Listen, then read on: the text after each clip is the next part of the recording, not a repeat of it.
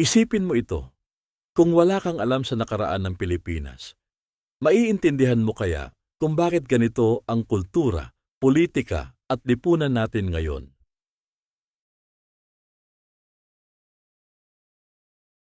Dito pumapasok ang isang mahalagang konsepto, ang kamalayang pangkasaysayan. Ang kamalayang pangkasaysayan ay ang kakayahan ng isang tao na maunawaan at bigyang kahulugan ang ugnayan ng nakaraan, kasalukuyan at hinaharap. Ibig sabihin, hindi lang ito tungkol sa pagmememorize ng petsa o pangalan ng bayani.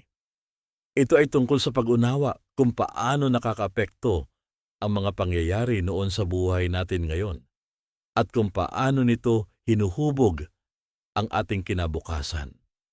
Halimbawa, bakit mahalaga sa atin ang kalayaan? Dahil naunawaan natin ang karanasan ng kolonyalismo, ang pananakop, ang pakikibaka at ang sakripisyo ng ating mga ninuno.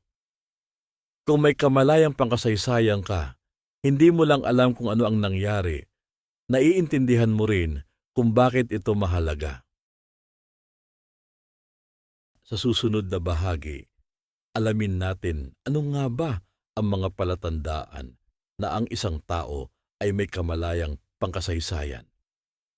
Ngayon na alam na natin kung ano ang kamalayang pangkasaysayan, ang tanong naman ay paano natin malalaman kung ang isang tao ay meron nito? May ilang mahahalagang palatandaan na pwede nating obserbahan. Una, ang kakayahang makita ang ugnayan ng nakaraan at kasalukuyan. Ang taong may kamalayang pangkasaysayan ay hindi tumitingin sa kasaysayan bilang hiwa-hiwalay na pangyayari. Nakikita niya ang koneksyon nito sa buhay ngayon. Halimbawa, bakit may impluwensyang Kastila sa ating wika at relihiyon dahil ito sa mahigit 300 taon ng kolonyalismo. Pangalawa, mapanuring pag-iisip o critical thinking. Hindi agad naniniwala sa lahat ng nababasa o napapanood. Sa panahon ng social media, mahalagang itanong, totoo ba ito? May ebidensya ba?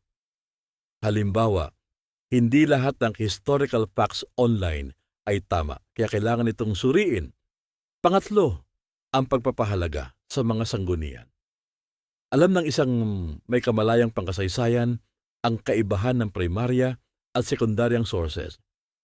Mas mapagkakatiwalaan ang isang liham mula sa panahon ng digmaan kaysa sa kwento lang na narinig. Pang-apat, ang pag-unawa sa iba't ibang perspektibo. Hindi iisa ang kwento ng kasaysayan. Maaaring magkaiba ang pananaw ng mga Pilipino at mga mananakop sa isang pangyayari. Ang pananakop para sa Pilipino ay maaaring pagpapalawak ng teritoryo para sa mga dayuhan. Kung susumahin, ang taong may kamalayang pangkasaysayan ay nakikita ang ugnayan ng panahon, mapanuri sa impormasyon, marunong gumamit ng sanggunian, at bukas sa iba't ibang pananaw. Tanungin mo ang sarili mo, mayroon ka na ba ng mga palatandaang ito?